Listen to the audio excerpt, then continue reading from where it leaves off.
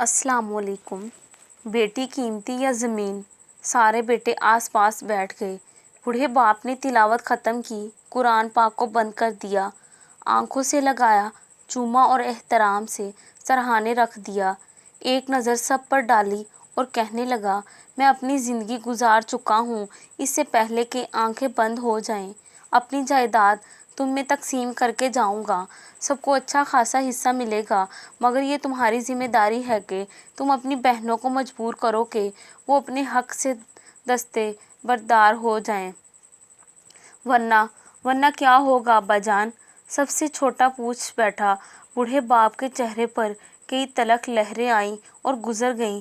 خشک ہونٹوں پر زبان پھیر کر بولا، ورنہ تمہارے باپ کی زمین غیروں میں چلی جائے گی۔ چھوٹا ذرا خود سرسا تھا، پوچھنے لگا، ابا جان، بیٹی کو جائیداد سے حق دینے کا حکم تو خدا کا ہے، کیا خدا کو یہ علم نہ تھا کہ بیٹی کو حصہ دینے سے زمین غیروں میں چلی جائے گی؟